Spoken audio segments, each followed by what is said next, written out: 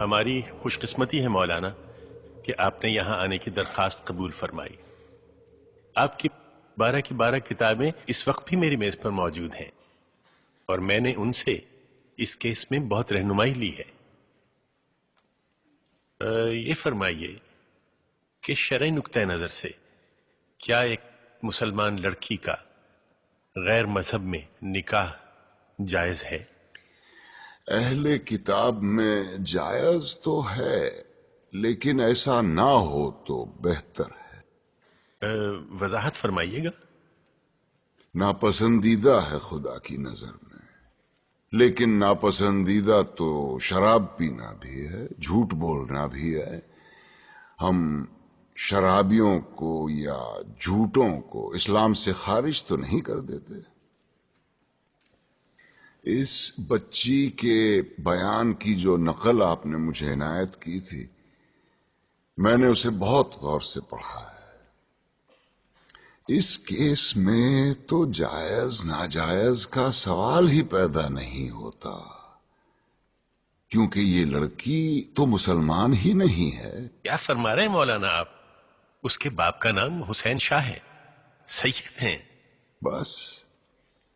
بس کیا صرف نام مسلمانوں والا ہونا کافی ہے؟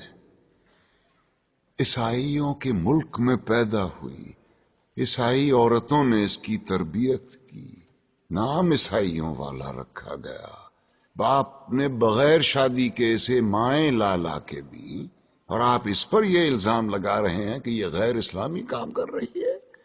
سبحان، یہ تو ویسا ہوا کہ کسی کے ڈاکٹر بننے سے پہلے آپ اس پر اعتراض کریں کہ اسے آپریشن کرنا نہیں آتا۔ تو آپ کے خیال میں قصوروار کون ہے؟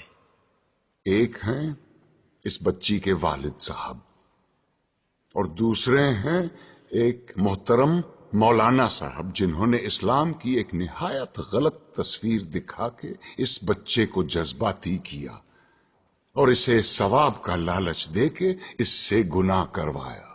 گویا آپ یہ کہہ رہے ہیں کہ ایک باپ اپنی بیٹی کی شادی اپنی مرضی سے نہیں کر سکتا؟ صرف اپنی مرضی سے ہرگز نہیں۔ اور اسلام ایک لڑکی کو اپنی مرضی سے شادی کرنے کی اجازت دیتا ہے؟ اجازت؟ حق ہے اس کا، پیدائشی حق۔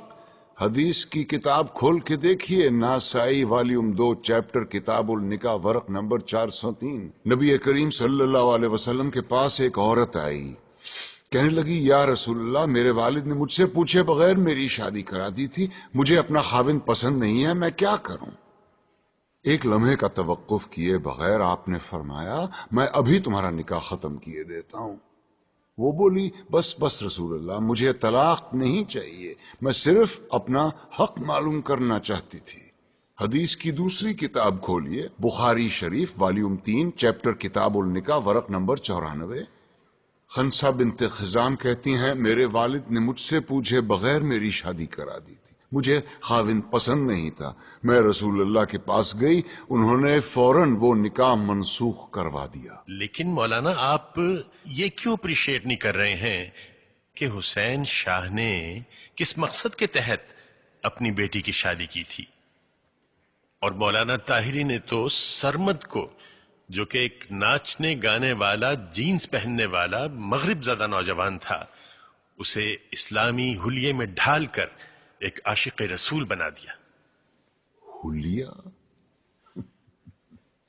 اسلامی حلیہ اور گانا بجانا یعنی موسیقی، دونوں بہت اہم موضوع چھیڑ دیے ہیں آپ نے۔ پہلے آئیے موسیقی کی طرف۔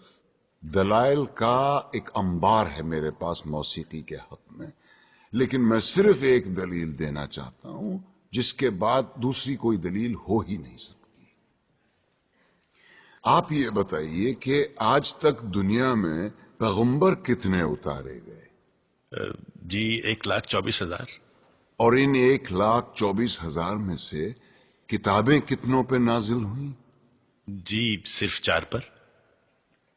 گویا یہ تو طے ہو گیا کہ یہ 4 باقی 1,23,996 پیغمبروں سے زیادہ برگزیدہ ہیں۔ بے شک۔ ان چاروں کو اللہ نے معجزے عطا کیے. حضور کا سب سے بڑا معجزہ قرآن شریف. موسیٰ کو اس قابل بنایا کہ وہ لاٹھی سے دریا کے 2 ٹکڑے کر دے. عیسیٰ کو یہ طاقت دی کہ وہ مردے کو دوبارہ زندہ کر دے. اور داؤد کو کیا دیا؟ موسیقی. ایسی سریلی آواز اور راگوں اور سازوں پر اتنا عبور کہ سر لگائیں تو پہاڑ ساتھ گانے لگے.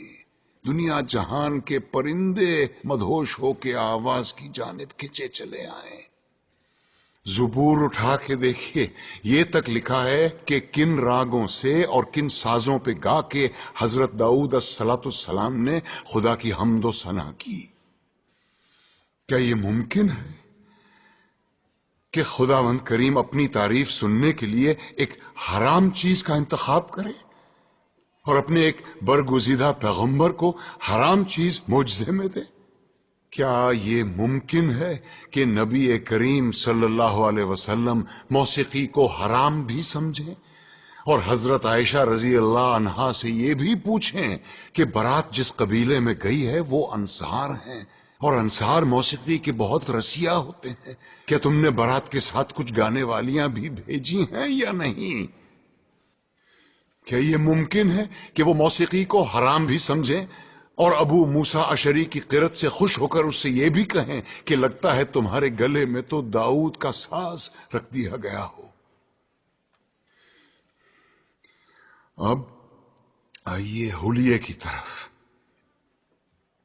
آپ نے کہا جینز زدہ نوجوان یا اسلامی حلیہ. افسوس، صد افسوس، ہم نے معاشرت اور مذہب کو آپس میں کیسا گڈ مڈ کر دیا ہے. لباس کا تعلق معاشرت سے ہے، مذہب سے بالکل نہیں.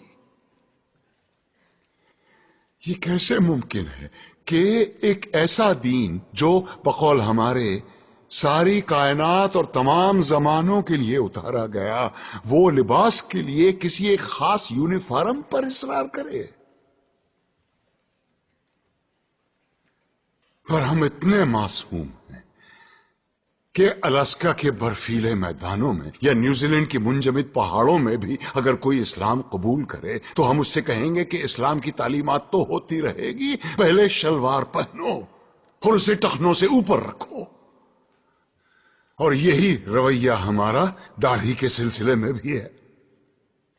لیکن داڑھی تو مولانا آپ نے بھی اتنی لمبی رکھی ہوئی ہے. الحمدللہ، مگر اپنی مرضی سے رکھی ہے، دین نے فرض نہیں کی مجھ پہ. دین میں داڑھی ہے، داڑھی میں دین نہیں. سنت موقدہ ہے، رسول اللہ کی تھی. جو آج کے رسول ہیں وہی داڑھی رکھتے ہیں. بالکل درست فرمایا آپ نے، لیکن داڑھی عشق کا آغاز نہیں، انتہا ہے بیٹے.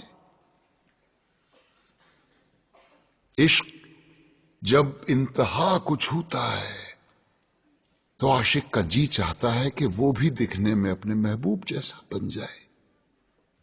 کیا خوب کہا ہے کسی پنجابی صوفی شاعر نے، سیونی مینو رانجھا آکھو ہیر نہ آکھو کوئی. کہیں ہم غلطی تو نہیں کر رہے ہیں کہ عاشق کا پہلا قدم عشق کی آخری سیڑھی پہ رکھوا رہے ہیں؟ کیا وجہ ہے بیٹے کہ اتنے لمبی لمبی داڑھیوں والے 3-3 4-4 حج کیے ہوئے حاجی صاحبان اسمگلنگ کرتے یا جھوٹ بولتے عام نظر آتے ہیں؟ وجہ یہ ہے کہ مجھ جیسے ناسمجھ عالم سارا زور داڑھی رکھنے اور شلوار پہننے پر ہی دیتے ہیں. کہیں ہم غلطی سے عاشق رسول کے بجائے عاشق ابو جہل تو نہیں پیدا کر رہے ہیں؟ کیونکہ داڑھی تو ابو جہل کے بھی تھی، لباس بھی وہی تھا جو رسول اللہ زیب تن فرماتے تھے. ترتیب الٹی ہے بیٹے. پہلے ظاہر نہیں، پہلے باطن کو ٹھیک کرو. اندر آگ لگاؤ، باہر خود بخود آئے گی. ورنہ یہی ہوگا کہ لوگ حرام کی کمائی جیب میں ڈالے حلال گوشت کی دکان ڈھونڈتے پھر رہے ہوں گے۔ اسلام یا میوزک اور اسلام یا پتلون میں سے یا نکال دو۔ یہ مت بھولو کہ اس ملک میں اسلام کی سب سے زیادہ خدمت دو ایسے آدمیوں نے کی ہے جن کے داڑھی بھی نہیں تھی اور جو کوٹ پتلون پہنا کرتے تھے، محمد علی جناح اور علامہ اقبال۔ آج تم بڑے فخر کے ساتھ ان دونوں کے نام کے ساتھ رحمت اللہ علیہ لکھتے ہو۔ مقدمے کا فیصلہ